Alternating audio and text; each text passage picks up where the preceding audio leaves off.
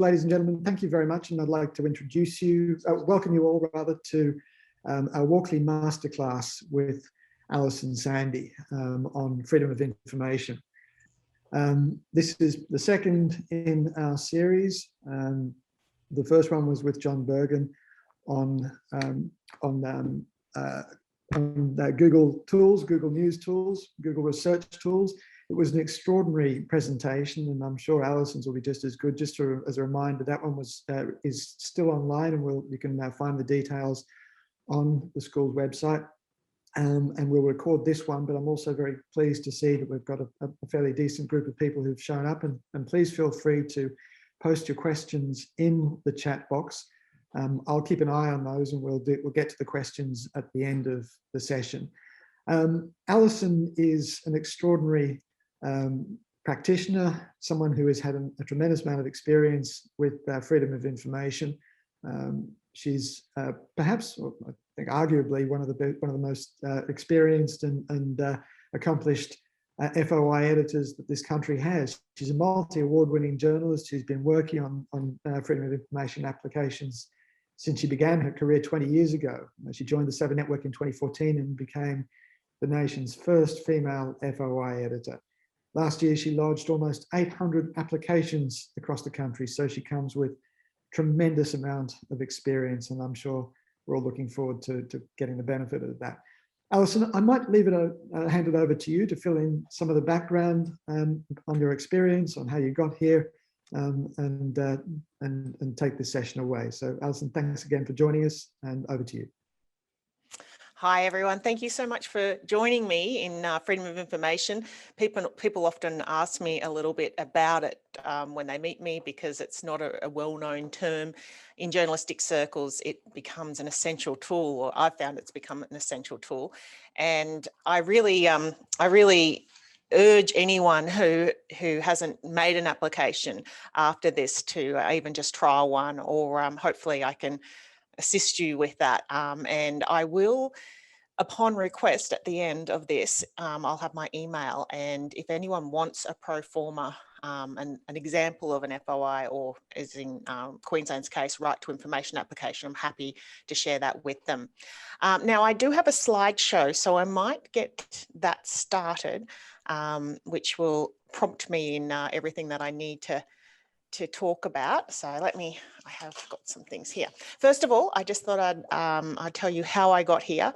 I started at QUT, not UQ, but it's funny, there's a UQ and the QUT cohorts out there, different ones. We talk about our starts, but it was great. I really enjoyed university. It gave me a real hunger for this, and I did do one subject, which was freedom of information, and straight away I thought, this is for me, because this is a legislative tool which you can ask for information, and under law they have to provide it. So I thought, rather than, and you'll discover this when you start working as journalists, rather than rely upon media officers, which depending on where they work are actually employed to frustrate you rather than help you.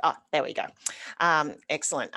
That's often the way that you decide, okay, I need to have other objectives here, or other tools that I can use to get information, because media officers are not employed to help you necessarily. They are there to react to you mostly, maybe be proactive, and certainly freedom of information is then based upon information that they wouldn't normally want you to know. So you make your applications on that basis. So I did that, and I thought, well, at university, when we did the one subject on freedom of information, I remember thinking this, well, it was actually one lesson as part of ethics, journalism ethics, and it was one of the subjects I did extremely well in. And at the time, I can tell you, just to give you a little bit of background on me, I was told at that stage, which I'm probably sure it's even harder now, that only 5% of us who were who were studying journalism, only 5% of us would actually be journalists. So I remember thinking to myself at that stage that I wanted to be one of those in that 5%. So I did work experience everywhere. From second year onwards, I just went all over the country, South Australia, New South Wales, Victoria and Queensland, and just did work experience and just try to work up a portfolio. I got a job in my final year at the Bayside Bulletin Redland Times, which really helped as well. I mean, I was doing ad features at the time when I started, and then doing, you know, proper news stories by the end of it, but they didn't have a full-time gig, and I found myself having to go regionally. And when I went regionally, I would organise, it's a bit hard at the moment with COVID, but I'd organise to actually meet editors, to go into the office and show them my resume and my portfolio rather than just mail it to them. So it was part of my determination. And my first job was at the Portland Observer in southwestern Victoria. And it was the first, I think it was the first Freedom of Information application that the council there, which is Glenelg Shire Council, ever received. And they were a bit alarmed when I put in the application, and certainly negotiated with me on how they would facilitate it. It ended up me in a room with just boxes and boxes of documents. And I mean, back then it was mainly paper documents. Now, of course, it's all electronic, but it was basically about a technology park that they were looking to get to come to, you know, Malaysian technology park. They were getting to come to Portland, and it didn't actually end up being a bit of a white elephant, as some of those end up, you know, happening. So I just wanted to know the costs that they, you know, that they spent pursuing that, which is something they wouldn't normally offer to me. So that's how I kicked off my Freedom of Information career, I guess. And I've been doing it ever since. I went to Win Television there in Mildura before coming up back to Queensland and working for Quest newspapers as a city news editor, and then going to Adelaide, working at the Sunday Mail there as a political reporter, and then Channel 9 in Adelaide before coming back to Brisbane. And I was the police and courts editor there at the Courier Mail. And then I decided, all this time I was still doing Freedom of Information applications. And at that time I decided I'd specialise and become the right to information editor at the Courier Mail. And then, of course, this job came up at the Seven News for the actual network, which meant that it would be a national position, and I'd get to make applications across all the various FOI legislation across the nation, looking for the similar information that I was already getting in Queensland. So next slide, and I'll explain a little bit about how it differentiates. So there is no, freedom of information is a very broad term, and not all of the acts that we obtain the information are called freedom of information.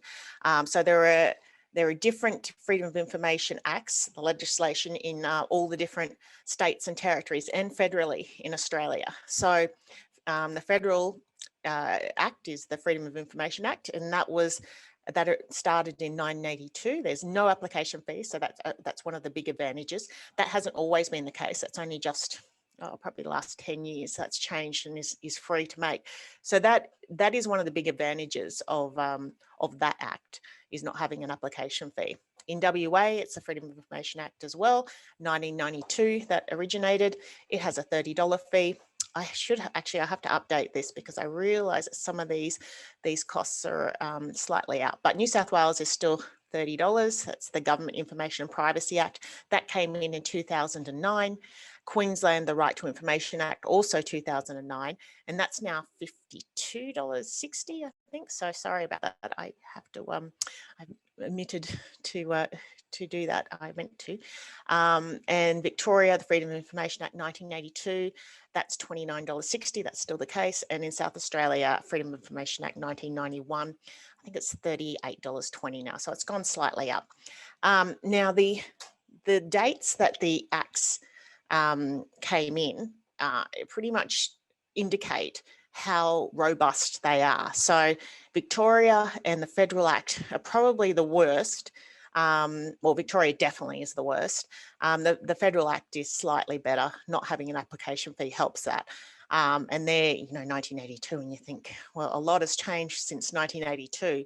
So they don't really account for electronic documents, footage, for example, CCTV. A lot of the stuff that we get now is electronic, and that has made things a bit more difficult. But the Victorian Act is is just horrible. And if you go to work in Victoria as a journalist, I wouldn't really rely upon the FOI Act of Victoria. You'll see a little picture there is of a document with parts that are blacked out. That's Victoria pretty much. And I don't know if any of you ever watch Utopia, but there's an episode in that, I think it was the second season. No, I think it was the first season, and it was on freedom of information. And it pretty much depicts what freedom of information is like, at least in Victoria particularly. But obviously that was a federal agency that they were representing there. The federal act is kind of as bad, but it depends with the federal act, because a lot of these freedom of information officers, particularly federally, are employed to block information. I mean, the Freedom of Information Acts are supposed to be, the rule is supposed to be that the information should be provided to you unless there's a good reason why it shouldn't. And they have a whole bunch of exemptions in there, which I'll get to later. In WA, it's kind of, it's not as it's probably the next worst, I'd say, in WA. One of the big issues with WA is that there is no WACAT, as you would call it. So there's no sort of external review process that you can go to once you go through the information, go to the information editor if you want to review the process. It's quite confusing, so I'll get to that later as well. New South Wales is very good. 2009 is probably the best in the nation under the Government Information Privacy Act. And Queensland is pretty good too. The only problem with Queensland is it's very expensive, so you've got to have deep pockets. I'm lucky at Channel 7 because they pay the bills for my applications. But for a layperson, it's very tricky. And often I will help people with their applications on that basis. And I know Walkley has been offering grants to pay for them. As I said, Victoria is the worst, and South Australia, it's okay. Yeah, it's it just depends, but certainly you just need to be able to navigate your way around it, which is why I'm here. Hopefully I can help you with that. All right, next slide. Okay, how to apply under FOI legislation. So one of the good things about Victoria, though, is that it has an online portal, as does South Australia and Queensland. So that makes it a lot easier to make your applications, and you can pay by credit card. A lot of places, a lot of agencies will only take check or money order, which is just ridiculous. I don't even know anyone that has a checkbook anymore. And obviously Channel 7 does, and it's only for freedom of information applications. And I think they're phasing out checkbooks, so they're going to have to come up with something new. And money orders you can get from the post office, but again, it's laborious. And the reason they make it laborious is because they don't want you to go down this route. They try to discourage it as much as possible. So, excuse me, you will find that the online portals are a lot easier, but even then, to pay for the application, once they've processed it, they will sometimes demand that you pay by check. Anyway, it's annoying, but it hopefully will change. In WA, they often are one of the worst in relation to having checks, but it is getting a bit better with credit cards over the phone and things like that. But there are still quite a few agencies that only take check. Federal email, obviously no application fee, so that makes it a lot easier. But then again, as I said, when you want to get the documents, they will sometimes demand check or a money order. And New South Wales, mixture of email and of course the normal snail mail. So that, again, a lot of them though in New South Wales do offer credit cards, so it's not too hard. Now, when you make the application, lodging the application is the easiest part. What you will usually find, most agencies will get back to you with asking for clarification on your scope, saying it's not valid yet, we need clarification, or they'll say that it's too onerous to process, being that it captures too many documents. Now, depending on the agency, you will find, oh, sorry, I forgot to turn my phone off. As you can tell, I'm a novice to universities doing these talks. But anyway, they will often ask you to provide a reason, so narrow the application. And under the Act, and this is something you always remember, they are supposed to assist you in how to narrow it. So offer advice, give you an idea of what they've apparently captured. I have a bit of a pro forma because you can find that there's a lot of interpretation as to your application. So you want to be reasonably broad, but then be narrow enough so that they can't tell you it's too onerous to process, but usually they'll do that anyway. Universities are some of the worst to deal with when it comes to this.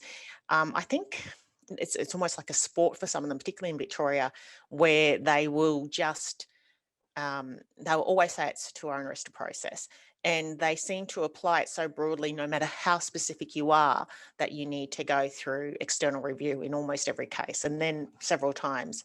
And yeah, it's very frustrating. And they actually have an agency in Victoria called FOI Solutions, which the agencies, including universities, will employ, which basically their job is to try and block your application. So it can be a very difficult process. So knowing how to navigate through it and knowing what to do to try to come, hopefully you'll be able to get it processed, which is the key thing. But, the first stop is to try to stop you from having it processed. So as I said, they are required to assist you under law to provide you with information so that you can change the scope to something that can be processed. I can, usually what I would do at this stage, and I don't know if we have that, but I would be able to show you an idea of applying online, which if I was there, I probably would have done, but I can help you with that. I mean, there are several links that will show you where you go, and the important information, you follow the prompts. It's not too difficult to go through the Alison, online process. Alison, if it helps, I can go online and share it if you want. Or yeah, look, that would be great. If maybe even at the end, what I might do is do an application. I'll go through these slides first, but I'll do an application online for you at the end under the Queensland Act, which is obviously the one that you'll be more interested in. And, I mean, in the other masterclasses I've given, I've actually lodged it then, and we could, go through the process of finding out what information we end up getting. And I can email the participants in relation to what we end up getting. So have a think now of anything that you think you would be interested in that we can do an application for at the end of it, and I can share you through the process of how it goes. Now, the next slide is, sorry, here we go. So this is what you can ask for. Government documents. So the other thing that you got to remember is you can't FOI private companies. So if you see Harvey Norman or something like that and decide that you want to know, how much is stolen from their stores every year by shoplifters or something like that, you can't get that information under FOI because they are not subject to the FOI Act or to in Queensland, the Right to Information Act. But you can apply to government agencies, and that is everything. You think of any government agency. So, for example, in government departments, you'd have the Department of Premier and Cabinet, Education Queensland, Transport and Main Roads. That would also go to the councils, Brisbane City Council. What else? If you need clarification on that, let me know. Now, one of the most common things that you'd ask for is ministerial briefing notes and attachments, because the minister will be briefed. For example, if you want to know more about Cross River Rail and the cost to taxpayers, good luck with that one. But they will go through ministerial briefing notes, and you have attachments. Problem is there are exemptions, and that's why the real cost of Cross River Rail is often hidden. There's obviously lots of news reports on that. You can ask for reports. So if you want to know, for example, from Transport and Main Roads, how many, like assaults on trains, for example, if you wanted to know how many assaults there had been on Queensland Rail, Southeast Queensland trains in the past year, and you wanted to maybe get 5 5 incident reports and then the related footage to be able to show it, you can ask for that sort of stuff. Internal correspondence such as email, text messages, letters, audits, reviews. For example, when the Premier was talking about the vaccines and which vaccine she was going to get, and she ended up getting Pfizer and things like that. If you wanted to find out or try to find out how that happened, what sort of journey she went on with that, you could FOI for her emails, text messages, letters, audits. I mean, she wouldn't put that in writing. It's not her first rodeo, so it'd be very hard to get it from her. But there are a lot of other people that don't necessarily know any better, and you can get that sort of information.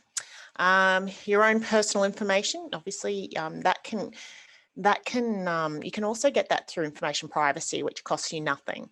So your police record, your medical record, your tax record, things like that.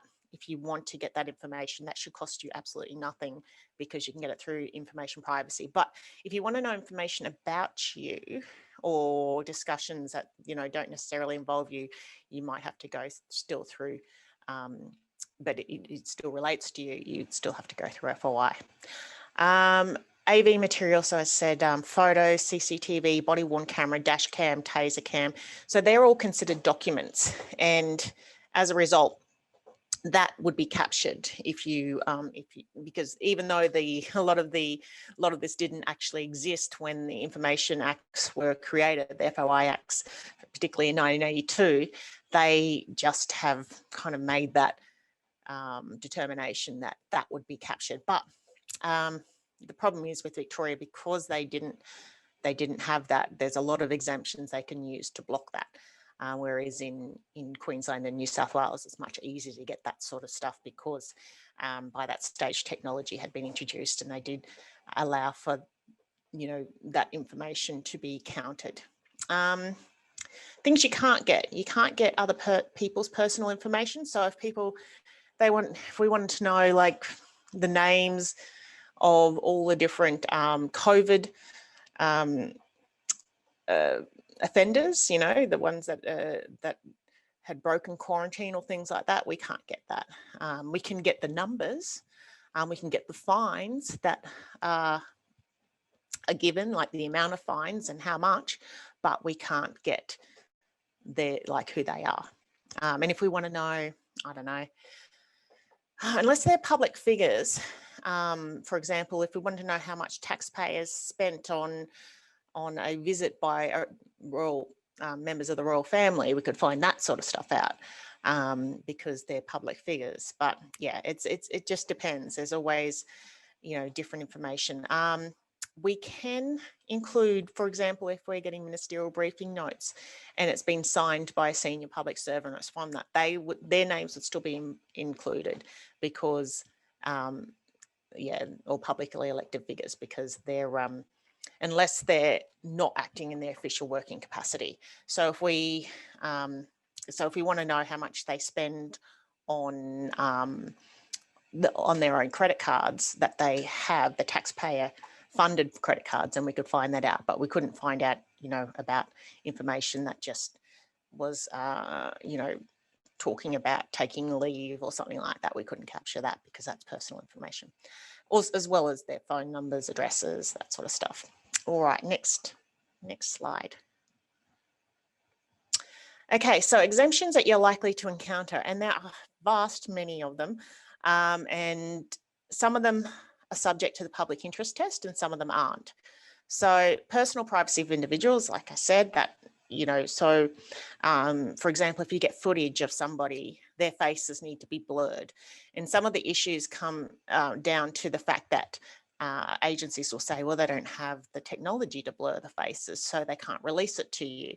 But a lot of overseers, which is the information commissioners, say then you need to get that technology to be able to implement that. And when I say a lot of them, I only really mean New South Wales and Queensland. They're kind of the best ones at that because they have a lot more power than their counterparts in other states. Legal privilege, so any legal advice you can't get access to. I will come back to the deliberative process.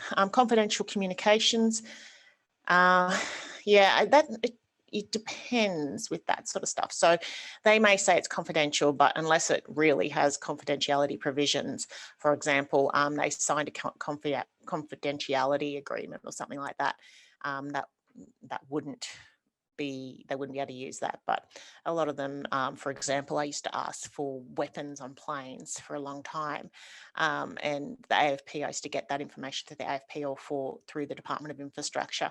But then they started signing confidentiality agreements with the airports, individual airports, because a lot of them are private, and as a result I couldn't get that information anymore, so that was annoying. Law enforcement and security provisions, so you can't get information that would, for example, give away, you know, a law enforcement method or a, you know, some sort of like a sting that, you know, it depends, I guess the circumstances of that. But yeah, you know, how much security, I guess, the royal family had, that can be kind of awkward as well. But you kind of have to argue that one. That one's actually subject to the public interest test. So you could get that. Cabinet information. Now, this is an interesting one. You can't get cabinet information if documents are produced for the purpose of cabinet. So if something just goes to cabinet, as a result, like they read it and they think, oh my God, that's we don't want that to get out, let's put it through cabinet, that is not exempt. But if it's produced for the purpose of cabinet, it is exempt. Prepared for Parliament, that is exempt as well. If it's prepared for Parliament, it's just in the provisions, and it's an exemption, you can't argue it.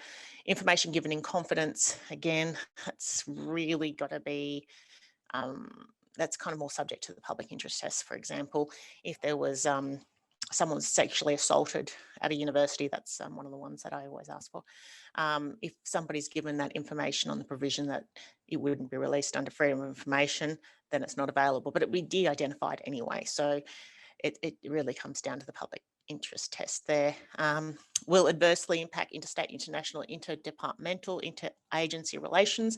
That one is often in relation to things that could offend a foreign nation. So again, it's quite a tricky one, but it is, again, subject to public interest test and deliberative process. So deliberative process is when public servants give advice to ministers before making a decision about, I don't know, legislation. I remember once there was one in relation to the plastic bag bans in supermarkets, and they give it, and they'll often say, we believe the minister should do this.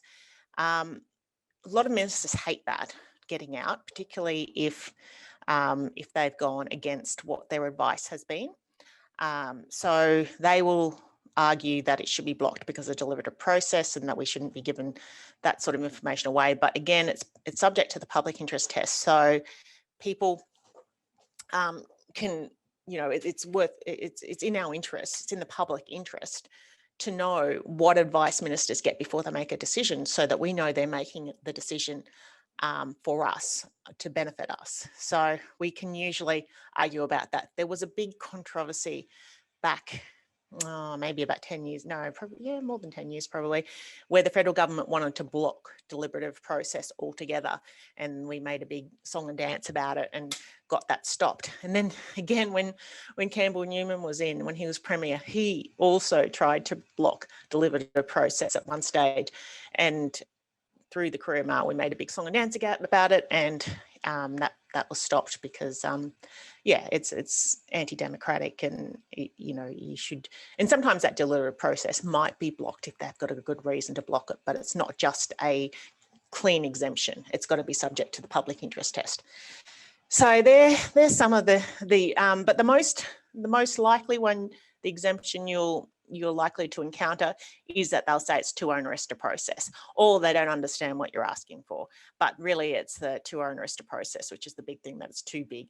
And sometimes, as I say, they deliberately interpret it in a broad fashion so that they don't have to process it. So often you have to go to the efforts of saying, well, the searches should be limited to this office and this person, and only you know, keywords, for example, searches or something like that. So it can be it could be quite vexing. And certainly in relation to Victorian universities, they won't even tell you what searches they're doing. So you can say, well, how did you get 6,000 documents captured here? And they just won't tell you. It's just bizarre. But that is against, obviously, it's a contravention of the Act. But because they have no robust process to review in Victoria, they know they can get away with it, which, yeah, it's not a lot you can do if the law isn't strong enough. All right, next slide. Okay, the public interest test. So remember I said a lot of them are subject to public interest test, these exemptions. So basically a public interest test in Queensland and New South Wales, they have an actual public interest test. So they actually tell you what the provisions are that they'll be considering, and you've got to basically argue, and if you do a external review on the decision, that means that it's against you and you want to get somebody else to look at it independently. You can argue the provisions of the public interest test based on that model that they've provided. But even though some acts don't have the information there, it's easy enough for you to argue it anyway, because public interest is qualified. It's something that you can talk about. So I've got it down here just as a few things. It provides information integral to government openness and accountability, be accessible to the public. It's about taking a decision about what the public has a right to know out of the government's hands, because ultimately there is a conflict of interest. For example, when bad decisions are made, taxpayer dollars are misspent, ordinary people are denied justice, or corruption has occurred. And if you look at countries across the road, you'll see a direct correlation. Countries across the world, you'll see a direct correlation between press freedom and personal freedom. So, that's just broadly speaking. But there's, as I said, in Queensland and New South Wales, it actually does have those areas that they look at in relation to the public interest test. Next slide. Okay, so I've alluded to this quite a bit. Now, the review process is really important. I mean, hopefully you wouldn't need to use it, but it's important to have a robust review process. Otherwise, the Act itself is pretty much useless as it is in places like Victoria. Well, when I say useless, I mean, you can still do it, but it can be quite difficult. So there will be some acts that offer internal review, so you can go back to them and say, I wish for an internal review due to this, this and this. And a lot of the time you'll just say that arguments favouring disclosure outweigh arguments favouring non-disclosure in relation to and you'll say things like the public interest test hasn't been correctly applied or things like that. So, or there's, you could say also another one is that they haven't there was sufficiency of search, so they haven't undertaken the right or undertook the right searches, and you can argue on that process. But yeah, it's quite onerous. Federally, it's not great because the Office of the Australian Information Commissioner, which is a federal, I guess, umpire into FOI, is terribly underfunded. And yeah, there's a reason for that. So it was worse a few years ago. It's slightly better now, but it's still not great. And they can take a year longer to review your application. In Queensland, you've got the Office of the Information Commissioner, slightly better. Well, no, not slightly, a lot better, I should say, but still not perfect. The problem with this regime here is that if, for example, they make a decision and the agency disagrees, they have to go to QCAT, which is the Queensland Civil and Administrative Tribunal, which I mentioned down below.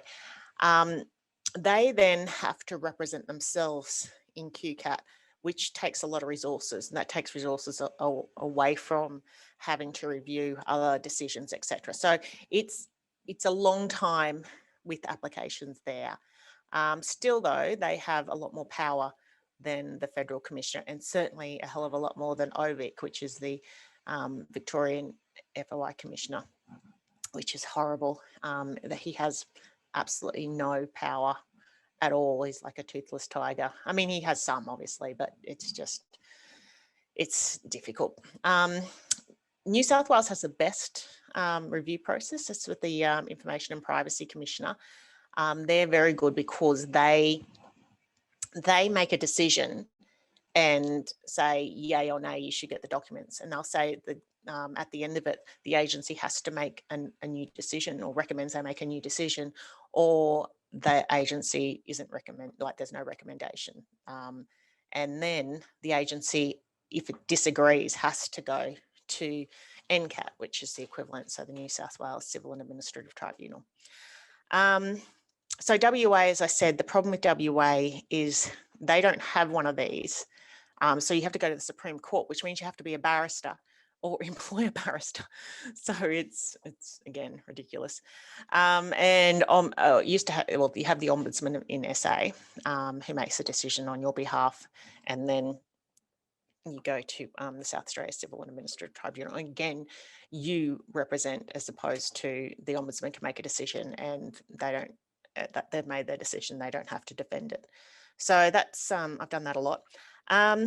Stories to come out of it. So as I mentioned, on average, I have 2 to 3 FOI related stories go to error a week.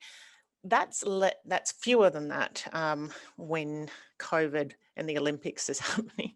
There hasn't been too many lately, but yeah, there's always, the idea is that, you know, you have stories every week that you can sort of churn out. So yeah, but so I did 800 applications was a lot. Sorry, that was actually the year before, not 2020, but 2019.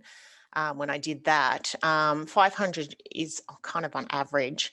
Last year and this year, it's a little bit harder with COVID because there's a few, you know, it takes a little bit longer, and also the appetite's not there as much because they're so busy covering the other stuff, but you've always got a lot of stories.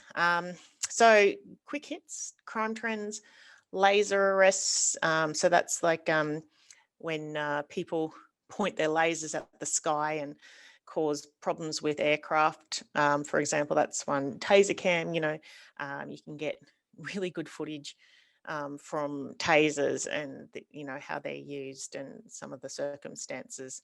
I remember getting this footage one time of this guy in Emerald who, you know, basically ripped off his shirt and was ready to go police. It's just some of the things that sort of come out of these are just remarkable. Red light, speeding, mobile phone hotspots, you know, where people are caught most under those circumstances, and how many, and the worst offenders, that sort of stuff. Surgery delays, that's ongoing. How bad is it? You know, you won't get that information easily. School assaults, etc. There's always scope for stuff that you can ask for. That and a lot of them, to their credit, have now started just providing it to me. So I will ring a lot of them and say, look, can I get this administratively? Do I have to go through FOI? And that's a good thing about being FOI editor. They know that you're not just saying that. So they work out a situation. And a lot of it is just, you know, mainstream stuff that they should provide anyway. You shouldn't need to go through FOI. So I've got a few that are on the boil on that basis. And also just big investigations. So, you know, if you want to look into certain circumstances of how a case was handled, a crime, you know, a cold case or things like that, that's a big thing, which I will get on to my next slide, which will probably explain that. Okay, so one of the ones we did in 2016 was for when we used to have Sunday nights. Channel 7 doesn't have Sunday night anymore, which makes it a little bit harder with some of these big investigations. But that was based on sexual assaults in universities, and we FOI'd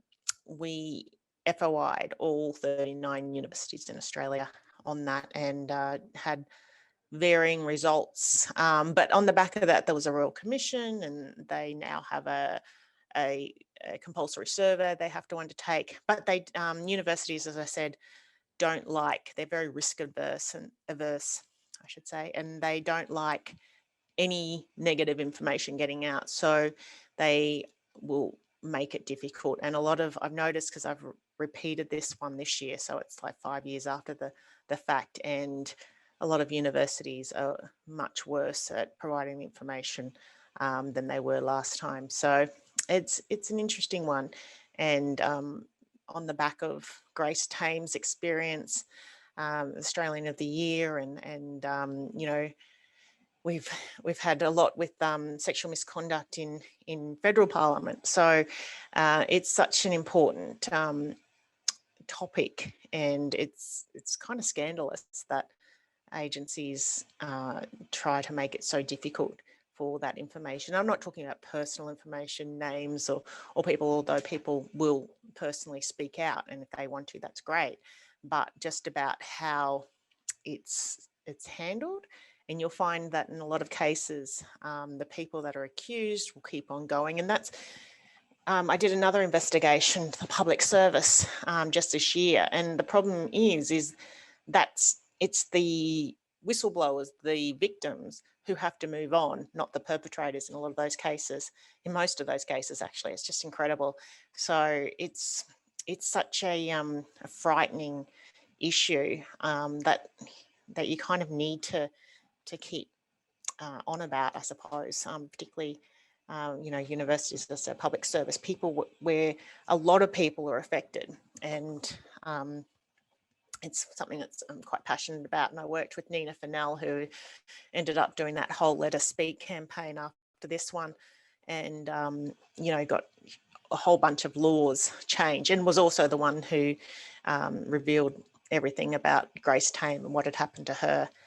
So yeah, it's you can do a lot of good, I suppose, I feel, when you can get, you know, laws changed and different, the way things that progressed is much more beneficial way to victims. But unfortunately, we're still a long way away, particularly when, you know, agencies want to sweep it under the carpet and don't want information about this coming out. Next one. So another really big investigation I did, which helped with my freedom of information, was a lady vanishes. Now, by this stage, Sunday night was folding up, but we ended up doing a podcast, and it was amazing so we did the freedom of information application on behalf of the person missing. There is Marion Barter, 51 years old. She's been missing since 1997, and her daughter has been trying to find out information about her mum's investigation. And what she found out is her mother wasn't even listed as missing. And so we did a big investigation, got hold of the police files. They were mostly redacted. We went through the New South Wales Civil and Administrative Tribunal. We won that. We got that information. It came out. It showed that the New South Wales Police had, because even though she's from the Gold Coast, Marion Barter was investigated in New South Wales because she went missing, and the last time there was any record of her was in Byron Bay. And it revealed that, the police had botched the investigation, basically, and she should have been listed as missing. And as a result, she was put on the National Missing Persons Register for the first time. They decided, the coroner decided to hold an inquest, and that's still ongoing. So we covered that in June, July of this year, and then they've extended it to February next year to follow up on some of the other leads that we found through the investigation. So yeah, so that was good. That's another example of where this sort of investigation can really help with, you know, freedom of information has really helped with us with that one. All right, next. Okay, so how FOI is changing. Okay, so funding and resources. Sadly, the funding and resources are going down, not up. And the tactics and obstacles are increasing. The cost is increasing. So there are a lot of challenges with it. So the whole issue is being able to deal with the obstacles that are put in front of you. Not all agencies are difficult to deal with in this way. So quite a few FOI officers actually do do the job properly. They're not just there to block, they actually just implement the law as it's meant to be implemented. So that's good. But yeah, it is very challenging, and it is something that I find that I will probably end up giving. I get a lot of emails, you know, from a lot of journalists in this profession, you know, that work at ABC or, you know, newspapers, etc., who are after advice because it isn't easy to get through it. But so I do, and I will offer any advice you may. You know, if anyone, my email will be at the end of this, and if you would like a pro forma, an example of an application I make that I've made that you can use as a bit of a basis, and then have, you know, want to talk about how to do FOI applications further, because it's pretty hard to kind of give you a quick snap lesson in an hour, but it wouldn't matter anyway until you actually do it. It's just like anything, you know, you can only lay the foundation, but until you actually do it, you don't actually know. So I'm more than happy. I take emails, phone calls all the time on this subject, so happy to help. Next slide. Yes, so that comes to the end of my, I guess, my formal part. There's a lot of information that I sort of put forward to you there. So as I said, I'm more than happy just to take some questions, but also at some stage just do a bit of a practical example of how to do an application. Right, thank you very much, Alison. That was absolutely fantastic. I'm going to leave that up on the screen for that last slide up on the screen for another moment or two so that people can jot down your email address. But if anyone's got any questions at all, please stick them in the chat room. Alison, one of the things while we're waiting for others, one of the things I was wondering about was, you know, how much of a clear idea you need to have about the kind of information that you're after. Do you have to have a very specific sense of what you expect to get, or can you just sort of go for a fishing expedition?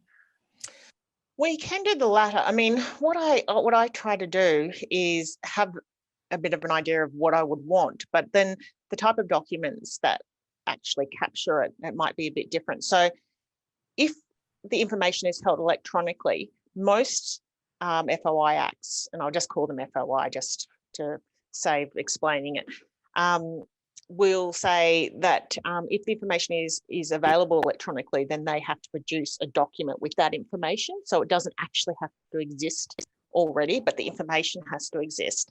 So that does help. But what I find I'll do, I'll try to guess, I suppose, where it might be. Like a report is a pretty broad term, for example.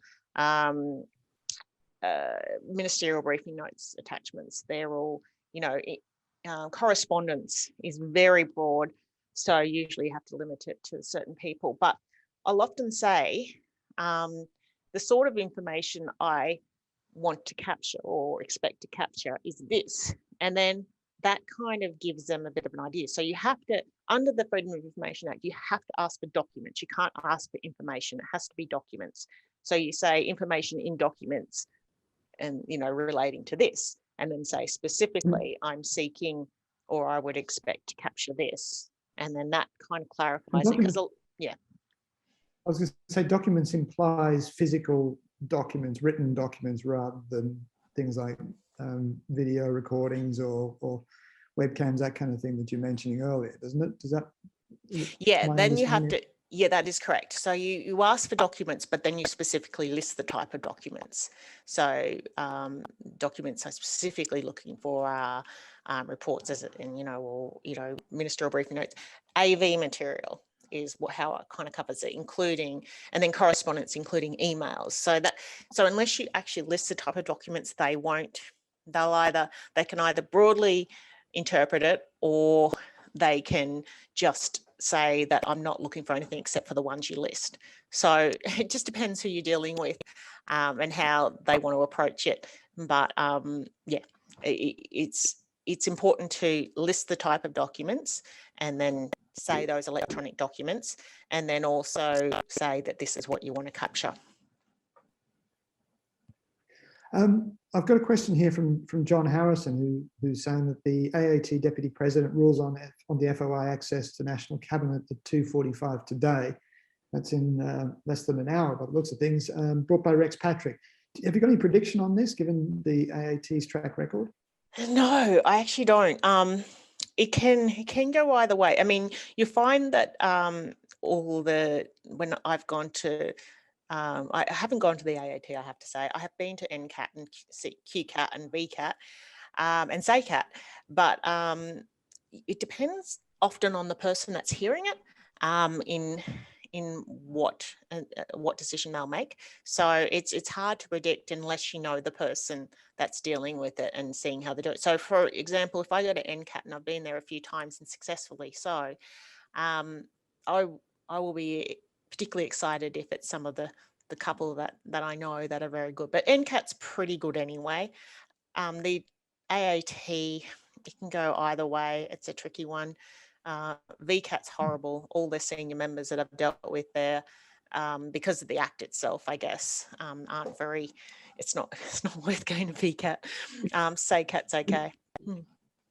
It does seem as though the legislation leaves an awful lot of room for interpretation, and very creative interpretation. It's not particularly clear on where the limits of what is accessible and what is not accessible actually lie. No, and that's why you find yourself having to argue public interest or whatever in, whatever. There are some things that are clearly not accessible. So cabinet documents, for example, again, though, only those that are produced specifically for cabinet, they are exempt. Parliament. So there are a lot of clear exemptions, but because some of the exemptions apply the public interest test, which means they kind of got to weigh it up. And that there is a lot of things that are relative. So it does make it harder and you do end up having to argue. When you're thinking about stories, you mentioned some ideas, and I want to actually throw it out there. We might not have time to actually go through an application online now, but if anyone has any ideas or any thoughts on one has got any subjects that they want to throw up on the chat, we can have a chat about those and see if you think that they might work. And I'm wondering whether you kind of take a particular approach. Do you look at spending decisions, budget decisions? Are they good places to go to for stories? Are there particular departments that tend to be more fruitful than others? Yeah, absolutely. I mean, one of the things that my predecessor here at Seven, Michael McKinnon, would often ask for are the handing over briefs that ministers will get when they come into the job. So they'll get a whole list of things that that they need to know or whatever. And they're, but the problem is once you start asking for it, then the next time they'll make that very tricky, or they'll look for ways to, so it can be one of those things that you end up having to reinvent the wheel all the time and look for new ideas to sort of bring forward and look for ways, but to I guess stifle any ways that they might try and block you. So the federal agencies are very proficient with FOI, and you've got to remember they've been dealing with that FOI Act for 40 plus years. So it's easy for them to be, was it 40? Anyway, I'm a journalist, I'm not good at maths. But yeah, it's easy for them to block things because they've been doing it so much and for so often. When a new act comes in, I was at the Courier Mail when the new RTI Act came in and the new GIPA Act. It's great because none of them are proficient in the loopholes and things that they can do to block it, and it makes it a lot easier. The state agencies, I find, tend to be better, and the places where the Act is more robust, they're better too. They don't fight you as much, but yeah, some agencies, like for example in Queensland, TMR is really good. Health, not so good. They can be quite slow. The police. TMR, Transport and Main Roads. Yeah, Transport and Main Roads. Yeah, they're great, and so they should be. There's not a lot of stuff that's too, other than Cross River Rail, the real cost of Cross River Rail or stuff like that, or when Queensland Rail had all those problems with the new trains. Yeah, most stuff you're asking for is quite innocuous. mentioned something like the cost of the Cross River Rail. You presume, I mean, I suppose that you're assuming that there will be budget documents that you're after. That's the kind of thing that you would specifically ask for in something like that. Yeah. I mean, look, there's always the hidden costs too. I mean, a lot of the stuff that they put down for Queensland Rail, which is actually Cross River Rail. I mean, we did a story on that recently. But yeah, you have all these people telling you that it's, that the costs are overrun or whatever, but they've got that same line they keep coming out where they say on budget, on time. So, and you can't access, those budget documents. So everything to do with costs will go through cabinet anyway. So all you can do is, but there are a lot of changes I noticed on the Coordinator General's website, which always go through all these things that they have to change. And that seems to indicate that there will be higher costs or it will take longer or something. And my husband, who's an engineer, will say to me, there's this whole thing that if you're going to do more, then something's going to give, either the quality all the time, or you can't have it all. You can't have the quality, the time, and the cost. The cost and time staying down and the quality staying up. There's going to be something that's got to give. But it's really hard to get that information under FOI. So it's you just have to go with it. We've got time, I think, for one more quick question. Candice Ware has just asked, how do you manage FOI across jurisdictions? For example, the Toondah Harbour development with state and local government approval and the impact of Josh Frydenberg's involvement. Okay, so it's easier. The lower the government, the easier it is to manage. So the local governments generally are better because they're not as proficient necessarily in blocking FOIs as so the federal government will be the hardest to get information generally, depending on the unit and what you're asking for. The state governments, they're okay, again, depending on which state and which agency, and local government. So I have no problem getting that information, but if there are federal governments in state applications or vice versa, that can be a bit tricky. But again, if they're different parties, you have more access. If it's a Liberal, Labor can give stuff on Liberal, so there are a lot of factors involved with what you end up getting, and that's one of those things that you don't really know until you find out. But there, every now and, I remember like my Sean Parnell, who's kind of a contemporary at he was doing it at the Australian, and then Michael McKinnon, things like that. You might put in 5 applications and only one of them will come back with what you want. There's a lot of the the low-hanging fruit that you'll get, but there are others that you kind of put out there and just hope for the best. All right, fantastic. That's really, really helpful. If anyone has any last questions, we might wrap this up. I don't see any other questions popping up. So listen, Alison, again, thank you so much for all of that information. It gives us an awful lot to think about, to work with, and you may end up regretting putting your email address up there for everyone to have a look at. Just for complete transparency, I've already taken the liberty of asking for Alison's help in digging into some documents related to the time that I was in Egypt, looking at whatever the federal government was up to in negotiating my release and managing the diplomatic efforts. So I'm really keen to see what comes out of that. So thank you for that. Thank you for your fantastic talk. And again, we really appreciate your time. No, thank you so much. And I'm here for anyone to help. I like to think that I provide a public service here because, I think it's an important tool and I think it should be accessible to all of us. All right, great, fantastic. Thank you again. Thank you. Thanks. Take care, everybody. Bye.